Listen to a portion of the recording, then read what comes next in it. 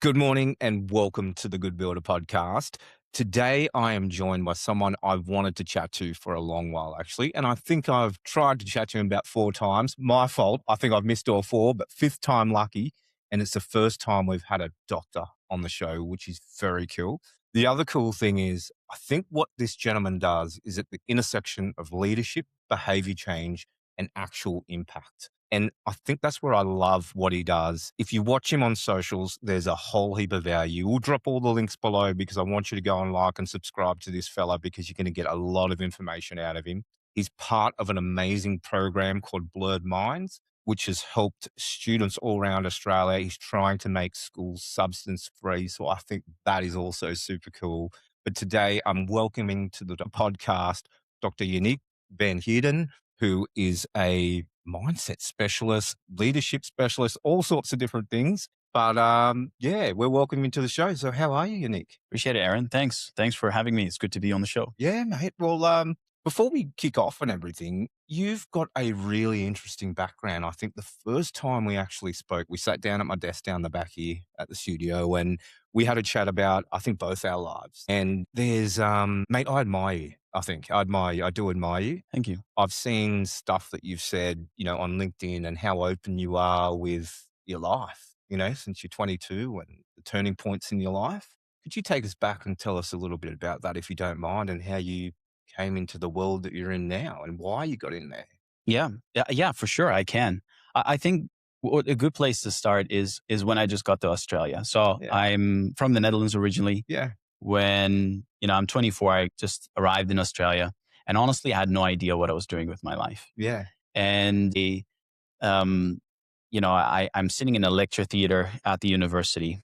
And I, at the time, I was expecting to get so much out of university.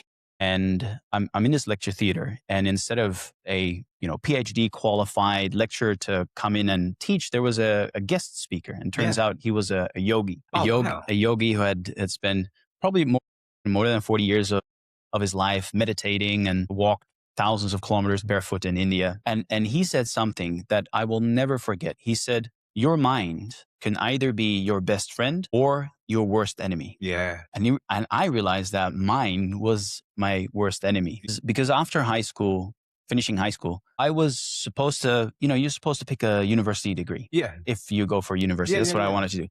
But I didn't know what to study. And so I enrolled in a program that was a 4-month program that would look at all the university degrees and then make a decision afterwards. And so that's what I did. Looked at all the degrees, Yeah. all the career paths. And then after 4 months, I still couldn't make a decision. And so Yeah. instead, I took a job in a warehouse where I was just, lifting boxes of frozen food, literally tons, Yeah. the big 40-foot containers. Yeah. That's what I did. That's what you're doing. But for 2 years, sweeping floors. And after 2 years, I'm realizing it was like, I don't want to be, lifting boxes, sweeping floors for the rest of my life. I should Yeah. probably, go to university. Finally, Get got into to university. And then the problem there in university was that I knew what I should be doing, studying, making homework, but I wasn't doing it. Yeah. And I would tell myself I would focus, study all night, for example, but then I would scroll my phone instead. I would Yeah. play video games. Yeah. I had this assignment due on Monday, but then, I instead I would party all weekend Yeah. and then be hungover for a couple of days and then miss the deadline and then skip the assignment. And then I delayed the whole degree with a year. So I pretty much wasted a year of my time. At that time, I didn't know really who I was. Yeah. I had a lack of confidence. I Yeah. was very insecure. I was very indecisive. Yeah. Didn't really know what direction to get into. No conviction, no self-trust. And so I'm sitting in this lecture theater and this yogi says that to me, your mind could be your greatest enemy. I'm like, how can my own mind be my greatest enemy? But what I knew was that was the case. And I was like, I'm done with this. I was so done with just sabotaging myself Wow. pretty Yeah. much that I was like, I'm going to stop right here and I'm going to change. And I Far want out. my mind to be my ally, not my enemy. And so I decided to change my life. And the yogi, of course, he's teaching meditation. So I started meditating. I started taking control of my phone, redesigning my phone so it Yeah. wouldn't distract me. I started taking exercise seriously, nutrition, those kinds of things, and build better habits. And it worked. Yeah, yeah. I was almost kicked, I was almost going to be kicked out of university because I wouldn't, complete in time. And so moving from that to then graduating to the top 1% at Griffith University, like I was surprised. Yeah. Um, Your speech, by the way, at the Griffith University, I saw it on LinkedIn. Mate, that should be a TED talk. That was something I'll never forget that talk. I think what the yogi did to you, I think he mm, did to me. I think that was very cool, cool, man. cool. That was very cool. That is awesome, man. But yeah, it's a Yeah, really interesting story, to go from, like, if you see yourself now, like, you were one of the, like, that's why we sort of connected on LinkedIn. I saw yeah. what you did and I'm like, this man is so confident. He knows what he's doing. I want to be like him. I want to do that stuff. I think when you first came in, I'm like, tell me about your course. Like, I've got these problems. Like, I want to do some stuff, and it's phenomenal. Like, and that's it. Like, a lot of our audience, I think a lot of the construction industry, Yannick is almost like you were, bit directionless, a bit don't know where to start, a bit untrusting of themselves, and don't know where to turn. And it's phenomenal, the man you've turned out to be through this sort of stuff, Thanks, you man. know? Really appreciate what you're Yeah. saying. That is how you pick it up. And yeah, I mean, it was a long way, but it worked. And that's why I decided I want to know how this works properly. And so I spent 4 years doing a PhD combining this ancient wisdom with Yeah. modern behavioral science to help other people do the same. And that's, why I started a coaching Yeah. business and built these programs to help people achieve more in less time. And Yeah. the coaching business called Impaktr, by the way. And so I help business owners, executives, people to achieve more by noon than most do all day without Absolutely. burning out, that they still have energy left for what matters after work, that Yeah. they remain calm under pressure, that there's, clarity in their head, their strength in their body, and space in their calendar, I essentially. love it. That's the thing that I'm doing. And yeah, love it. Yeah, I I love it. love it. I love it. Well, now talking about you, the founder of Impaktr, you've been doing it for 5 years. It seems like you're doing some fantastic work out of there, with work in there with a bunch of leaders, and I think beyond leaders. I think this serves. I honestly think if everyone in society did this stuff, I think it should be taught in schools. I think we'd have a better I society agree. as a whole. But now 5 years into Impaktr, when you're talking to leaders and you're going around doing this stuff, what are some of the common traps that you're seeing people fall into? And I bet you I fall into every single one of them, Unique.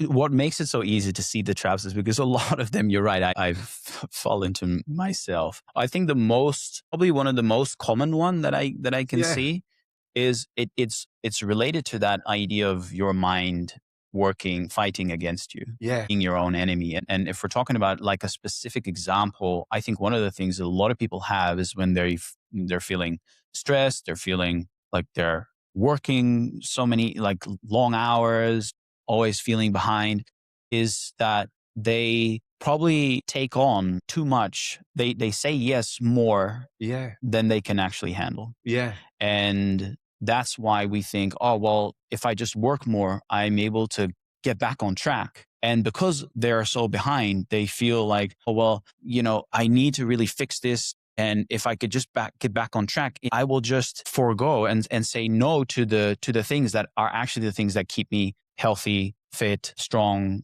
rested, calm. yeah, And that is, for example, training your body or training your mind, yeah, looking after your health. So people, the first thing that goes is moving their body. They would probably eat less healthy and yeah, they would probably sleep less, right? yeah, So they're like, I don't have time for the gym. yeah, I have all this stuff to do. If I just get this stuff done, and if I just skip going to the gym, yeah, then at least I can get this stuff done. But your body slowly becomes weaker and weaker. The same with food, for example. I don't have time to eat healthy. Like yep, it's too complicated to learn, read the labels and do the mm, cooking and I'll just do takeaway, have macas a yeah, couple times, but that turns into a habit. yeah, And then over time that becomes the norm. And then that also weakens your body, but also weakens your mind. yeah, Same with sleep. It's like, oh, I'll sleep when I'm dead, or like, I have no time to sleep, I need to yeah, solve this.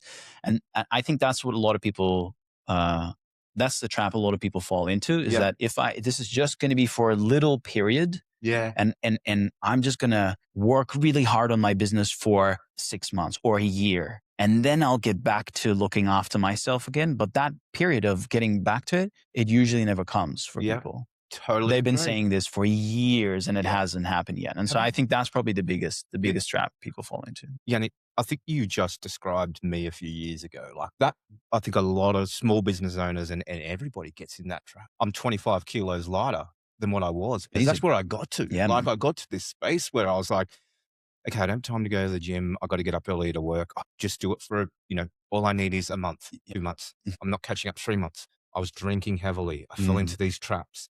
Weighed over 105 kilos at 5'5".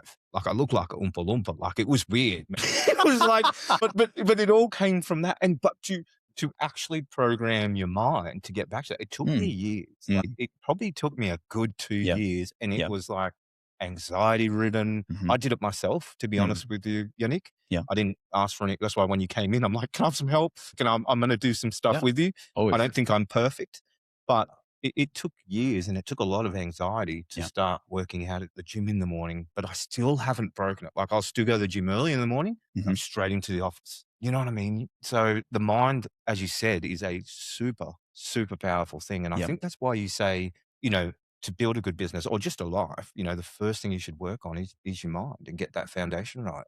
Absolutely. Yeah.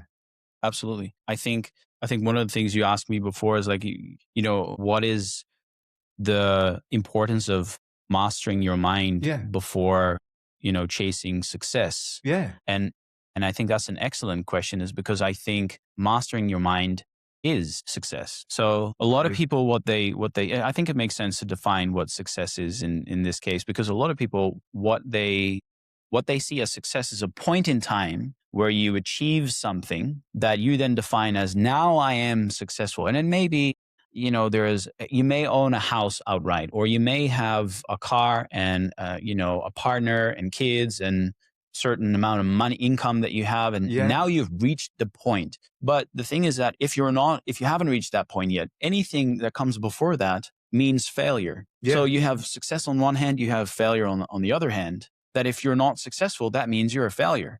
I don't see that as a very useful way of looking at life, right? I was kind of looking at it going, but a lot of people, they think that way, even though they have never thought of it. That's essentially, I'm failing now. I need to do more. I'm not at the success yet. I need to work harder. I need to give up this. And people get so obsessed with achieving success, but then at the time that they reach it, they might realize that actually, is this what it is? See, I think it's useful to tell a quick story. I was just chatting to one of my clients the other week, and he said his brother, his definition of success was retiring, owning his home outright. And the point came that he was going to retire, but now his wife divorced him, and he had to give away essentially half of his home. And so he's probably never in his life going to own the home outright. And so his whole definition of success is shattered now because of that was the vision. And so, and I think that's useful for us to keep in mind, is that I don't think really that's what success is. What I think success comes to what you said, is self-mastery.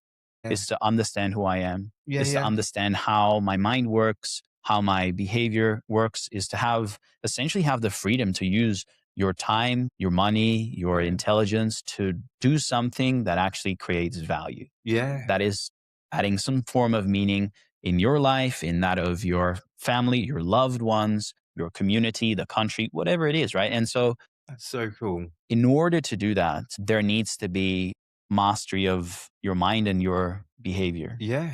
I think that is critical. If you're able to do that, then you're successful, and you can achieve that now. You don't have to get to 60 years old and then, you can get to that point right now. I know you said it took a couple of years. It took me a couple of years. It's not, but I think it's achievable for people earlier on. And I think that's a useful way of looking at it. And the other point that I think is useful to say is with mastering your mind. A lot of people, it's maybe a bit harsh, but they're essentially enslaved by their mind. This is what the yogi said, is your mind is your greatest enemy, but their mind is controlling them. This is certainly what was happening to me. I was completely enslaved by my mind. Out of control as well. But because my mind was just running my life and making decisions. Whatever my mind would come up with, I would do.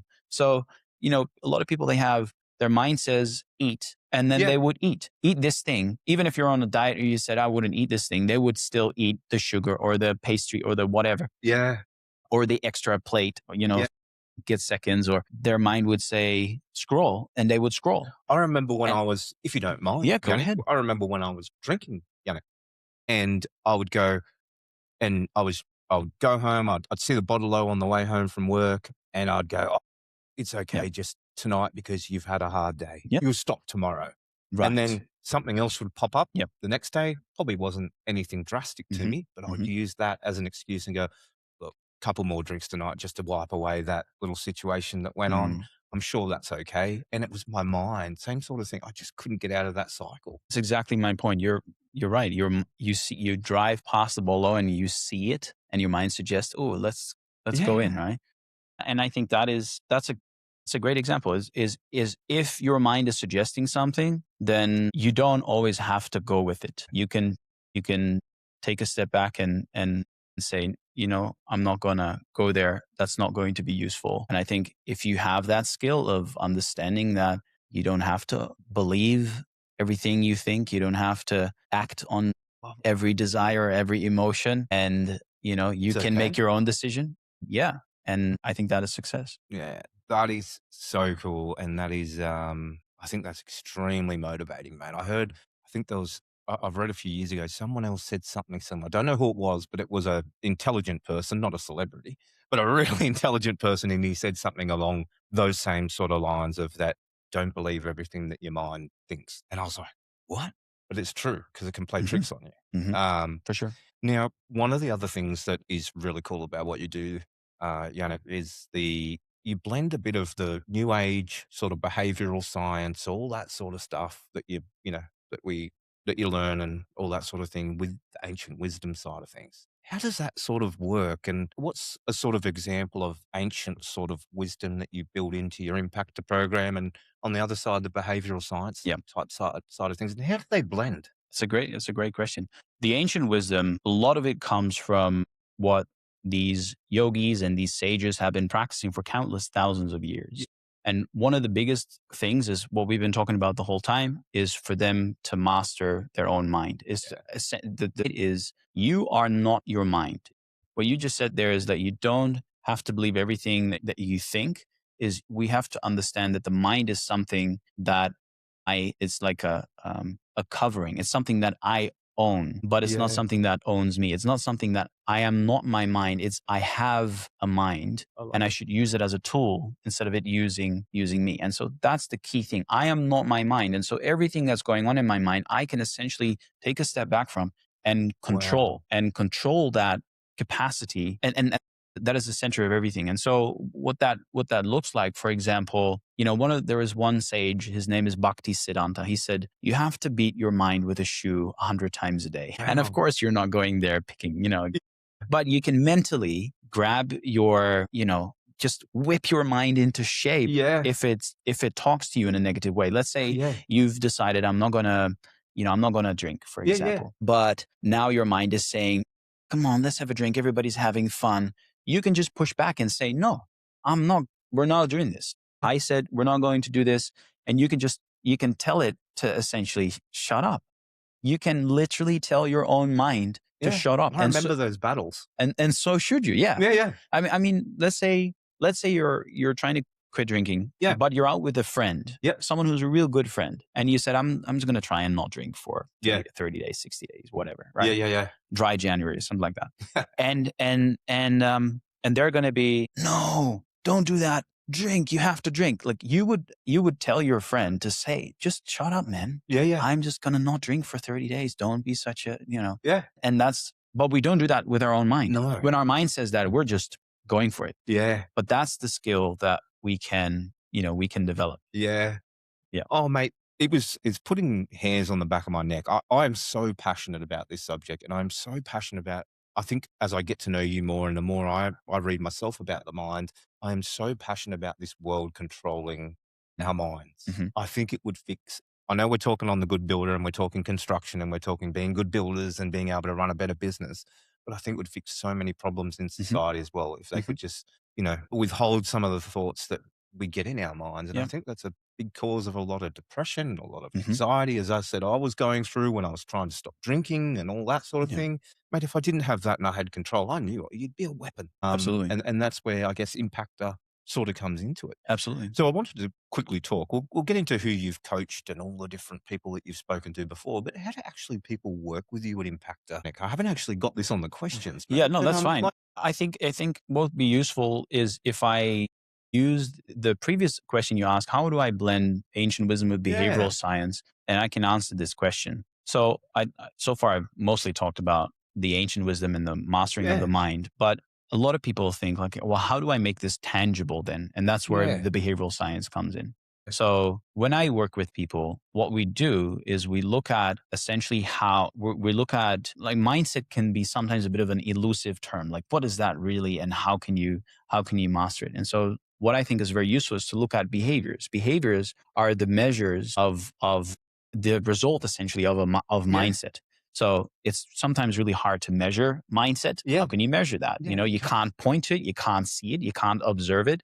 As a scientist, I always want to see something that I can measure, something that I can actually observe. And so yeah, behaviors is something you can observe. And so with a behavior, behavioral science, it actually comes down to how can one build good habits that do behaviors that are better for them and do less of the behaviors that are not good for them. And so get rid of yeah, bad habits. That's how this ancient wisdom and modern behavioral science yeah, are linked, is that we can look at changing our behavior through changing our environment, for example. Like that's probably a yeah.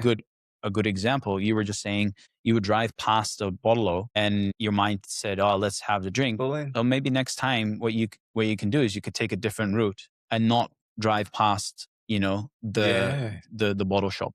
Or, let's say you don't want to drink and maybe you're going to hang out with the friends who are okay with drinking less, who are naturally more interested in, going, playing sports or doing some other activity yeah, than hanging out with the mates who always want to drink, yeah, right? And yeah. so you can tweak your environment to then change your behavior. And Love it. sometimes behavior changes your beliefs. So your behavior changes your mind. Yeah, And sometimes your mind, your beliefs change your behavior. So it's really useful to work both ways, yeah, not just if I were to just able to think differently and change my belief, then I would yeah, change my behavior. That's what a lot of people think. Essentially, there's two camps. So people think you change belief first, then you change behavior. This is like in the yeah, academic yeah, literature. yeah, yeah. And a lot of people think, no, you change your behaviors first and then you Wow. change your belief. I think it's a mix of both, Yeah, and yeah. both are useful. That's why I I love the way combine you them. explained it, though. I love because that was something that, as I said, I've been very interested in mindset and all that stuff for years and years and years. But I do, for example, meditation. I'm like, how am I feeling? Good. Feel good. Yeah, yeah, Is there anything else? Am I still drinking? Yeah. Am I still doing all the things? It's all those yeah, behavioral things. yeah. And that's where I see, and that's why I'm begging our community to go and follow this gentleman. Like all the stuff you talk about on your socials, now it's made the pennies drop for me. All the behavioral stuff that you talk about, the way you get up in the morning, the way you approach a day, the first time you actually touch your phone, or what time you should touch your phone. Mhm. All those things are behaviors, which then, result in the mindset, Yeah, or the mindset results in the behaviors. I get it now. I love it, mate. good man. Because there's Good. a lot of, we've talked to a few mindset coaches on here, and Mhm. obviously we want to, have you on more often than we haven't spoken to these others because you talk to them and I'd be like, "What comes out of that? Like, what is the result? What is Right. the?" And I think that's where your scientist background also comes in because it's evidence. Yeah, It's yeah. quite cool. Look, mate, I am probably one of the most skeptical, critical buggers out there. Yeah, Thinking like, can I trust this? Does this work? And that's when I first. This is really, I think, is really cool. When I was in that lecture with that, yeah, I was trying to take apart everything that he was saying, and I was trying to go and debunk what he was saying, but I couldn't. And this is the first time that I couldn't argue with someone's logic. And I was like, this person has something that there is some truth to it. yeah, And as I start to study that more and more, I was like, this is probably the most effective thing that I've ever heard. And that's why it works. Like I approach things as a scientist and I take things apart. And that's how you know if something works. And that's probably why yeah, I've spent so much time trying to understand how things work. And that's why this book has become such a big part of the way I work with people. Yeah. yeah, yeah. No, I can see everything that you do. You go deep on. And I can see, I think we spoke a little bit about, our backgrounds and where we came from. And I think inherently we would have been pretty skeptical because we were just running around like loose cannon sometimes. And Right. then you go into it. So I Yeah. think that's very, very cool. I think also the if you, for example, look at how do I work with people is always the first thing that we're doing is we're just looking, essentially taking an assessment of what are you doing and how are you spending your time. Yeah. So it always starts with some form of time. You talked about the smartphone a bit. Yeah. How much of your time is actually spent the way you want it to be? And so usually what we do is we track a person's calendar. Yeah. What are Wow. you doing on a daily basis? How much of that time goes to your smartphone? How much of that time goes to work? How much of that time goes to your health and your relationships, etc.? And we just take an honest assessment of what are you actually doing? Because what you're doing reflects your goals. Yeah. Often, and especially at the time of recording this podcast, we're has just been New Year's. A lot of people are planning the Yeah. year and New Year's resolutions and all kinds of stuff. And they have goals. They set goals. They think, this is what I want to achieve. Yeah.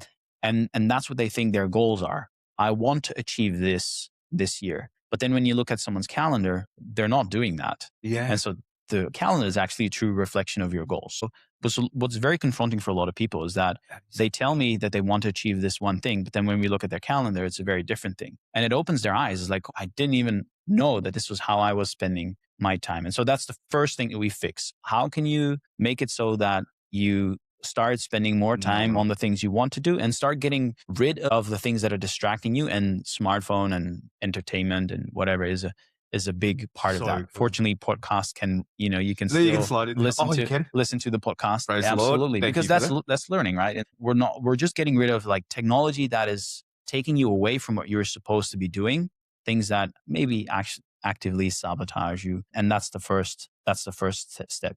And then the second step is to look at how a person is, managing their energy. So looking after their body, their sleep, their movement, what they eat. And so they can sustain a lot of people that I work with, they're in an incredibly demanding position. Yeah. A lot of responsibility. Yeah.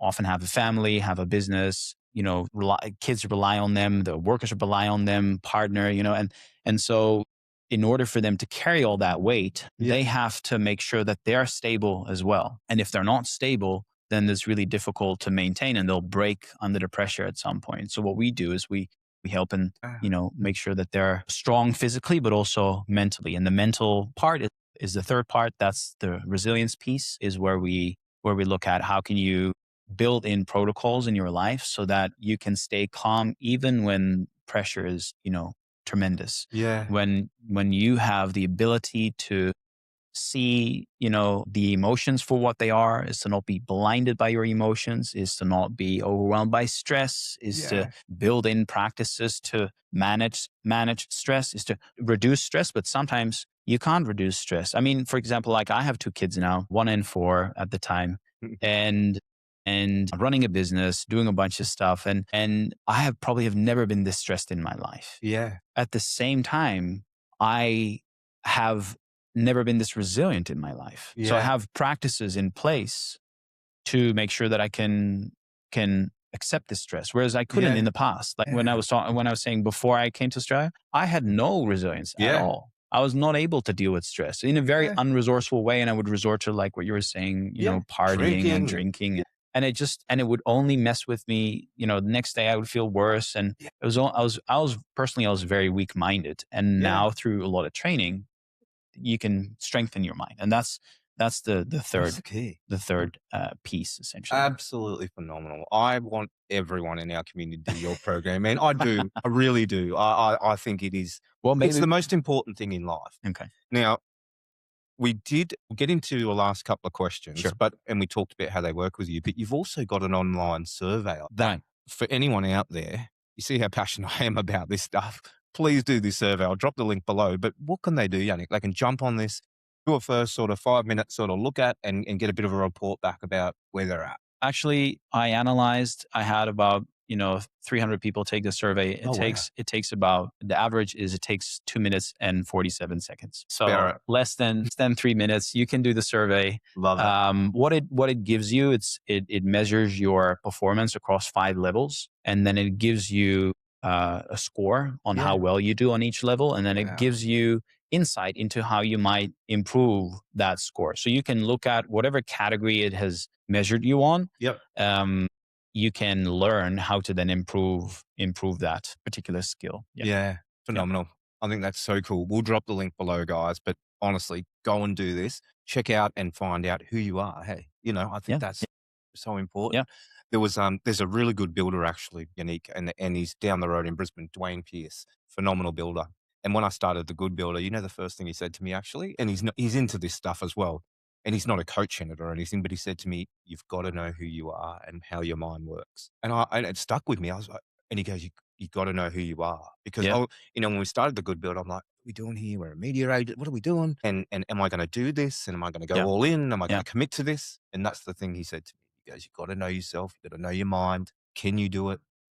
And he's a phenomenally successful guy, and I think it's because of he practices very I'm not much similar stuff. surprised. I'm not Yeah, surprised. Smart guy. Yeah. yeah, 100%. I agree. super cool. Absolutely. Well, you've worked across CEOs, big companies, small companies, all sorts of people. What are some of the practices you see some of the better leaders do in terms of their mindset? What are some of the routines or things that they practice, mate, or you implement for them?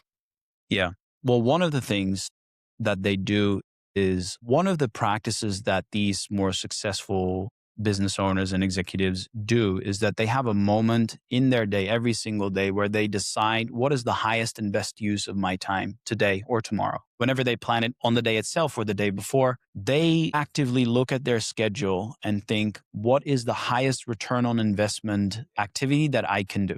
Yeah, And that forces them to then say no to things that shouldn't be on their yeah, plate. Because, like the beginning of the podcast, I said, people take on too much. And I have the tendency as well to take on too much. Because if you're wanting to build something great, like if you want to be a good builder, you want to build something good, you're taking on a lot because you have the mindset of, I want to perform, I want to create something cool, I want to do good.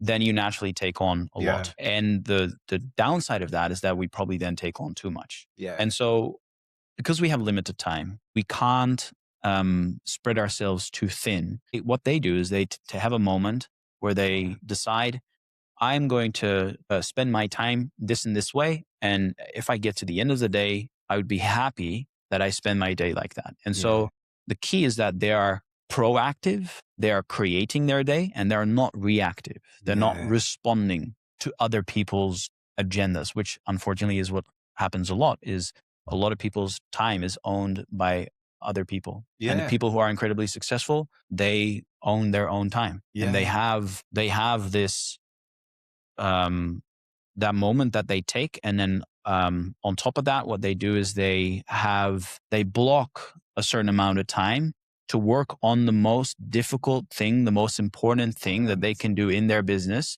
that nobody else can do. They're in their position of leadership for a reason, is because they have a skill set that nobody else has. yeah, And the problem with their position sometimes is that because they have such a big team, or there's so many people relying on them, is that they tend to do a lot of other people's work as well. yeah, Like yeah, there's also a thing of like, I can't let go. This is not done well. If I just do it, then it's going to be much better, right? And yeah, so yeah, that's one element. But the other thing is that they really have a skill that really nobody else can do. And one of my clients, Maddie, we started working in November last year, and I told him, he actually did the quiz, and in the quiz it suggests there is a 90-minute block of deep work. So a period yeah, of uninterrupted deep work that yeah, lasts 90 minutes that everybody should have. That was the suggestion that he got. We jumped on our first call coaching session, and he said, I read the thing and I can't do the 90-minute. That's not how my day works. It's too reactive. My team relies on me, et cetera, et cetera. And then as we went through the coaching session, it really turned out that was the very thing that he needed to do, because he was so reactive all the time. yeah, And I urged him, I was like, you really have to, like, this the main thing. And I was able to convince him to do it. And he was like, okay, I can probably do one, but can't do 3 times.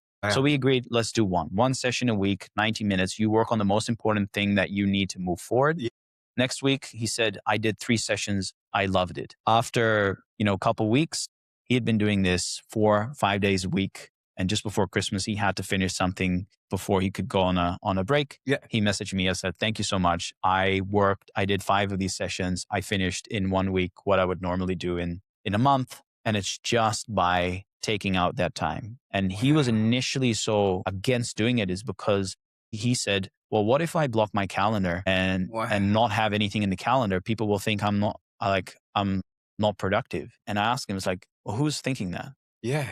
He's like, Him. "Yeah, nobody actually." Was it his own head? Yeah. And he said, See? "This is." Well, I don't see mean C to you. You know Yeah, everything. no, You yeah, know, but that's where it is, eh? and he had a team of 16 people, and he says, "I've been telling my team that they should be doing this, but I'm not doing it myself." Now he's doing it himself, and he has amazing results. And so that's what I see in people. Yeah. If they're effective, then they protect. You can't protect the whole day. You have to be reactive sometimes, but they have a moment, make a decision, what's the highest and best use of my time? And then they block out a certain period, 90 minutes or so, maybe longer, maybe shorter. Yeah. Every single day to work on that thing, to keep moving forward, the most important thing. Yeah. Mate, that would be so helpful to any builder out there that listens to this podcast. And as I said, guys, on Yannick's socials, you can see these case studies all the time. Like I see guys on there jump on all the time talking about how they're getting their work done before the morning's finished, off for a surf or whatever they're doing.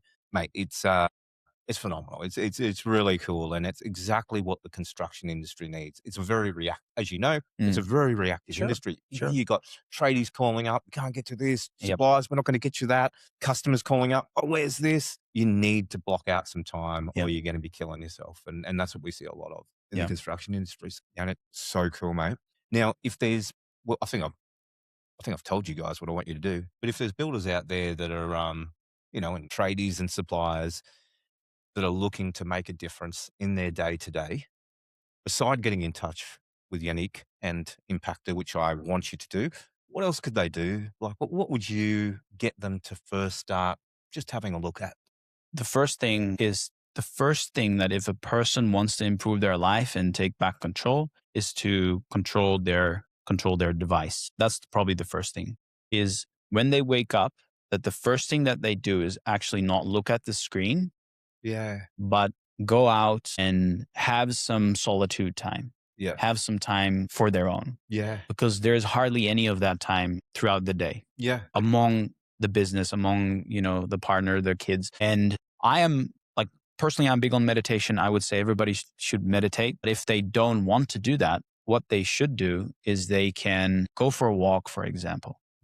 Wake up, whatever they want to do, their morning routine, take a shower, get out, get some daylight, get a walk in, just process, what am I going to do today? What is the most useful thing that I can do? Ponder some of these questions that we have discussed.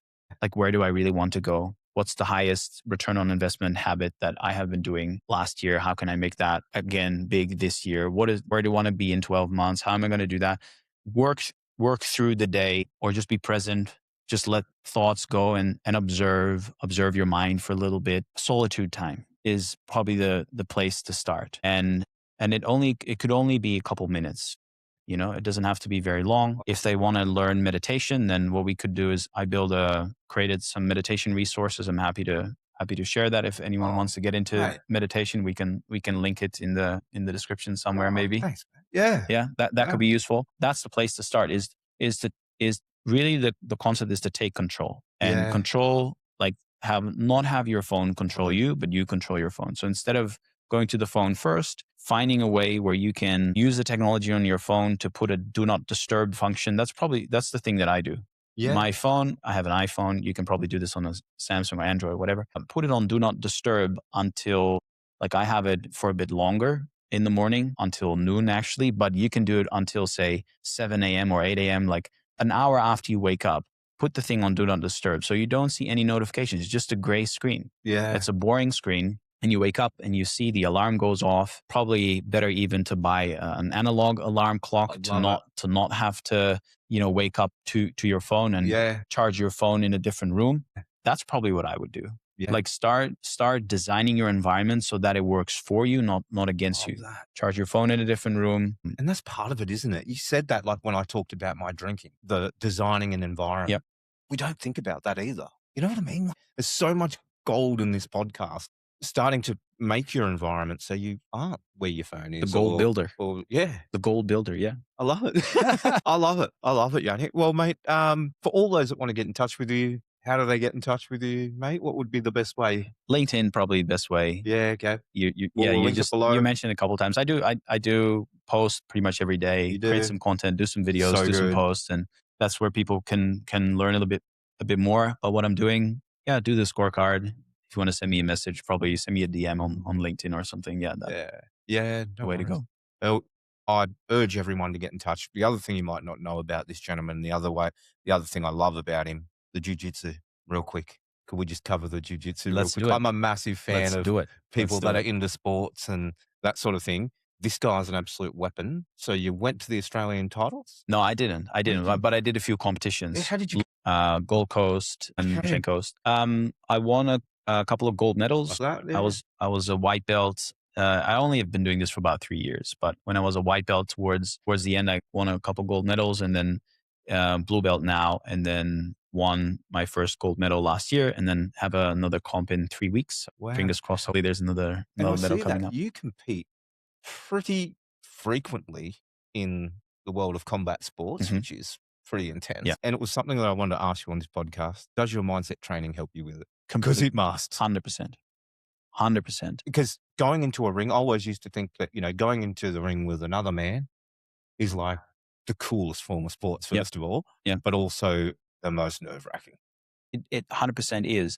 And actually, I think what is probably even better to how to phrase it better. Does my mindset help me to be a better, a competitor? Yes. But doing the competition actually is what improves my mindset as well. So that's what when I compete, every time when I compete, I have this voice inside me telling me it's going to be difficult. It's going to be tough. Like in a role, for example, give up whoa, this guy is way stronger than I am. Like that voice is constantly inside, like making me Oh, doubt myself about everything.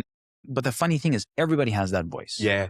Everybody Yeah. has that voice. And as Yeah. long as you are able to push through and say, no, we're not going to give up and keep going, then that is a useful way of overcoming this negative voice.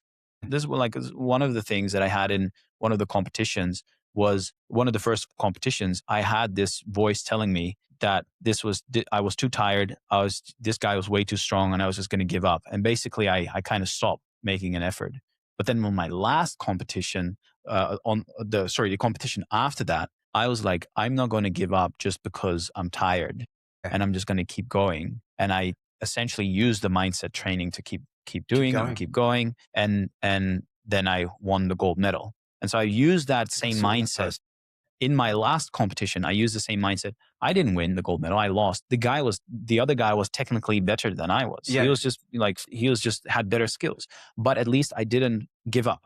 At least I didn't give up because I was tired or weak, or in that last competition, I pushed through another level of mental toughness, which has helped me so much outside of the mat. Yeah. Like in business, as I said, I'm probably more stressed than ever right now, in this phase of my life. But at the same time, I have an outlet. I go to jiu-jitsu, all the stress is gone. Yeah. And so I have this way to offload the stress, which is a very healthy way of doing it.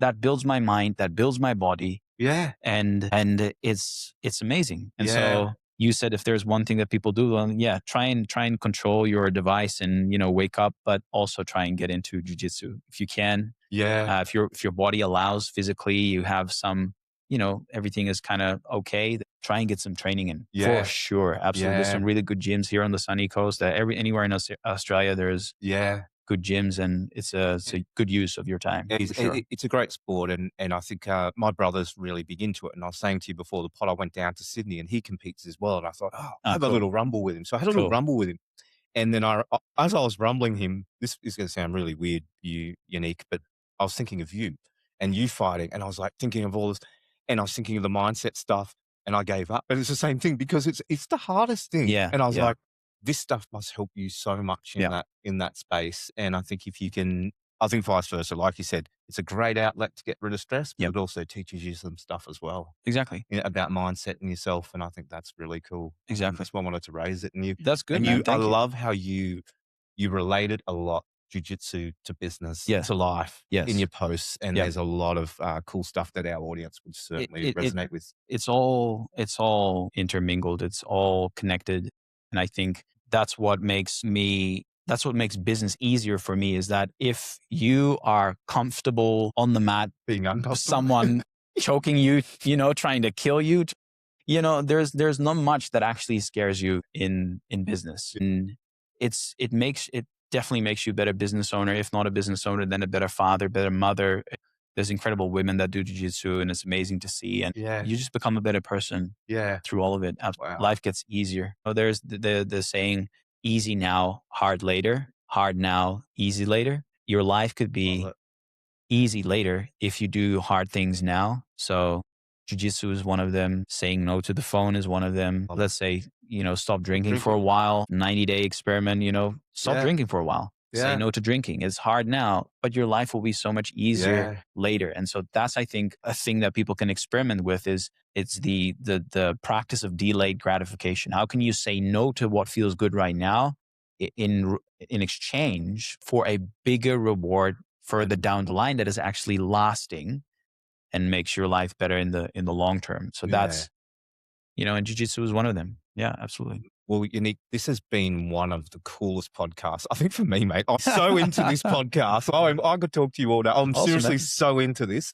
I forgot we were actually doing a podcast. That's good. Yeah. Anyway, but guys out there, and girls, if you want to get in touch with Yannick, we'll put everything below, but he's amazing from Impaktr. We'll put his socials in there, all that sort of stuff. But thank you so much for your time, man.